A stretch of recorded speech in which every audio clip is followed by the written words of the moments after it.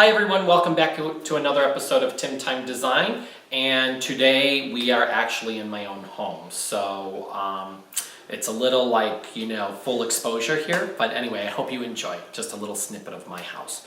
So right now I'm standing in the dining room. This originally was the kitchen, and I was motivated to do a whole new kitchen, and we took the family room and made it the kitchen. So if you come with me, you'll see what we did. What I wanted was an old world kitchen feel. I didn't want a white kitchen. I know many people love white kitchens. They're light, bright, and all. I'm just a little more earthy, and I wanted more of an old world, not to say Tuscan, but more distressing and easier living, so that God forbid you ding a cabinet or something, you're not like, oh my God, I ruined my cabinets, okay? So this was a family room, and we took the ceilings out. I wanted to go higher, but I actually live in a ranch, and we could only get another 1.5 feet, so I have 9.5 foot ceilings here in this part of the house. It was important to me to have a big, generous island for entertaining because, as you know, the kitchen is the hub of the house. When entertaining or whatever happens, everybody's in the kitchen. So I think it was well worth getting rid of a family room and calling it a family kitchen. So that's what we did. Everybody hangs out here, and I love it. I did do a combination, though, of both dark distressed. My cabinetry here has actually 2 stains and then a darker rub over the top, known as a glaze. But it's all knocked down.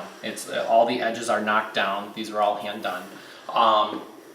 And I like everything built in as much as possible. So this is the refrigerator, and I have to say, I'm going to open it. I don't even know what's in here. Oh, typical fashion, all takeout. Anyway, some of my favorite appliances are Sub-Zero and Wolf. I love Wolf appliances. I think the cooking, when I do cook, I think they're just very surpass others, as most professional chefs like it too. I like this particular model so that it's very clean, and you can just hit a button and there's all your controls that come around. It's one of my favorite things. I don't want to open the oven because I don't know how clean it is. Oh, not bad. Must have been from warming up. I like how they have the roll-out full extension too, the racking, which is very nice. It's one of my favorite pieces. Over here, I wanted to do sort of like a prep area. As you can see, there's a lot of stuff here, so this wasn't so good. But we have a microwave here. I've got a warming drawer here. I know we probably only use it 2 or 3 times a year, but I personally like having a warming drawer. It's perfect for entertaining, Christmas, holidays. You can cook ahead, you can enjoy your guests, and just throw everything in here, and it doesn't overheat it. It keeps it moist. It's very nice. Here, I love a good professional stove. I like, again, Wolf, great BTUs if you're doing wok cooking or whatever.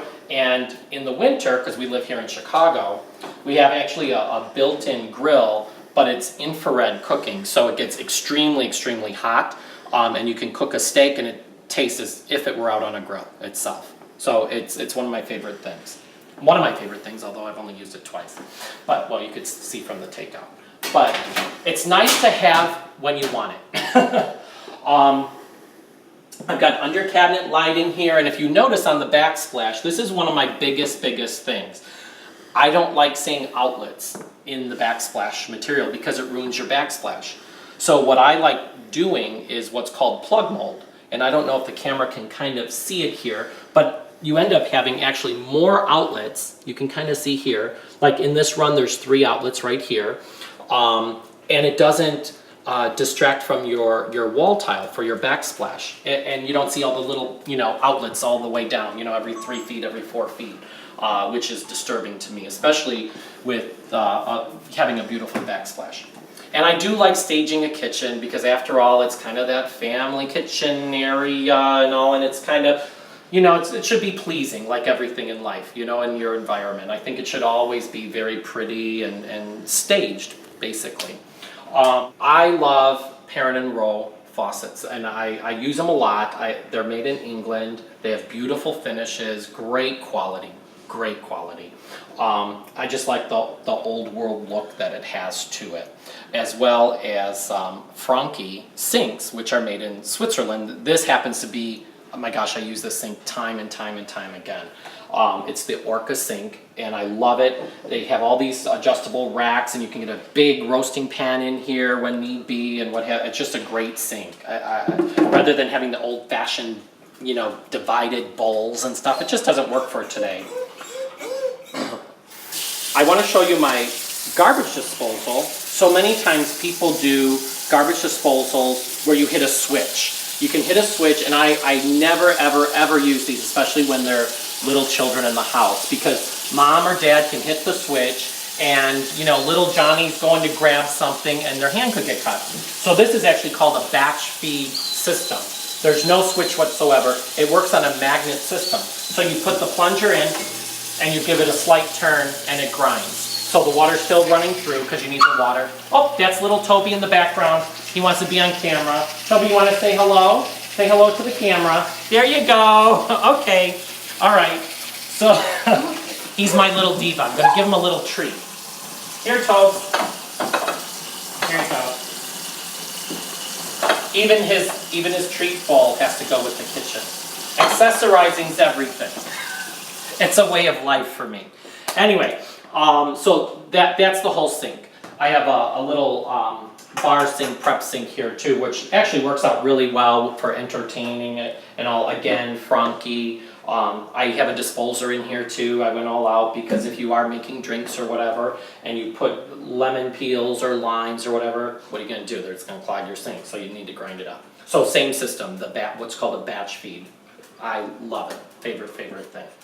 I just want to touch on my hardware here. These were all hand forged. It took me a long time. You know, being a designer, we're exposed to so much in the industry that it takes me forever to make a decision and pull the trigger and commit to something because my exposure is so great. And that's in my opinion, a good designer is when they educate whomever they're working with to just lighten you with more things than what you typically see. Toby, he just wants to always be on camera. He talks as much as I do. At any rate. What? Can you believe this? Now he's going to be quiet, see? He's on camera. Come here. You want to say hello to America? Say hello. Say hello. Yes. There he is. You've seen him in numerous episodes of Tim Time Design. And apparently, he thinks he's all about the ratings. So he wants to be in every shot. Little spoiled guy. I don't know where he gets it from. So I must talk about some really important trim work. My trim carpenter, I think, is like such a perfectionist, and he's so good, and it means everything when it comes to trim. So I'm going to use my steel sharpener for my knives to point because I'm not tall enough. But if we look here, my kitchen has a 5-piece crown, meaning there's 5 layers of trim to make from the top here to the bottom, right above the cabinet here. There's 5 pieces in there. So what I wanted him to do was the whole microwave section here, I wanted it to look taller than the rest of the kitchen. So he had to set this 2 pieces here. This is a piece and this is a piece. He had to set that to give us the top line to start this and then to carry it up. So this is all called coping. And if you can, I don't know if the camera's going to pick up on all this, but you can't even put a piece of paper in there. He spent hours upon hours getting all of that, what's called coping, with a little back saw kind of a thing so that it fits nice tight. So I have to point that out because that's a lot of work. Normally in pictures, magazines, whatever, you look at things and you go, oh, that's pretty, but you don't realize how much time is actually spent to get to that point. Another thing that I love of my kitchen are these big corbels here that were all hand carved, and they're quite large. I just think they're really pretty in the fact that they're carved on the face as well as the sides. So even going around the island, you know, many corbels are only carved on the front side. These are carved on both sides as well. And I just like how I kind of ended up with this whole design here, which this design actually led to the top design. This is called an OG Edge on my countertops. This granite that I have is called Calypso from Brazil. And I liked it because I thought it was more timeless in color, which everybody knows grays are real popular right now, but we're going to be going into a blue and green kind of phase shortly. But it was real important for me to pick a stone that would be more timeless and not just timely. So there's gray in here, there's caramel, there's cream. It has a lot of different colors going on, and that was important for me for the longevity of the stone, so they didn't look dated. And I love how this whole shape, which my granite fabricator, we made templates after templates because I wanted this little bull nose kind of, well, not bull nose, but this rounded arch, because if you notice here, it's very flat. And I didn't want this to be chopped off straight, which you see hundreds of times where it just goes straight across. I wanted just a little kind of bonnet going on there. And then it was a real difficult situation from this point to this point to kind of have this carried back, because I wanted it to kind of run on a 45, but yet not have some movement to it and not come straight out. Like most countertops would just kind of come straight out. And I wanted it to have a little bit of a step back. I guess that's the better way of saying it. But so we worked endless hours to figure out how we were going to kind of get that accomplished. This was the big thing. So I had to sacrifice the whole entire slab. This is actually like half a slab. But for me, I used the whole slab just for the island, because if you picture the stone comes like, you know, kind of a rectangle, okay? And if we can look, I don't know if Ray can get this, but there's this little, what I called a riverbed that kind of moved through the stone here. You can kind of see it kind of traveling through. Well, if you can picture, this veining was actually straight. So this little riverbed, as I'm calling it, would have ran straight down the center. I didn't want that. So because it would be boring. So we took it and we laid it out and we twisted it about 20 degrees or so, which caused the whole rest of the slab to be useless because there weren't any big pieces to get a sink top or anything out of. So, but I think it was well worth it to kind of create this little offset type of a thing. And again, that goes to, on my part, a designer looking at things differently. Sometimes with design, it's not about being economical, but what is going to look good in the end. And sometimes it's better to wait and spend dollars wisely so that you get things that look, you know, beautiful rather than just typical, you know. So that being said, there's my kitchen. What we did do, this part here was originally the dining room. And again, kind of going back into that whole, you know, the kitchen, the hub of the house, you know, hearth and home type of a thing. We added a fireplace here, so you can actually see the fireplace from the kitchen and everybody can congregate here.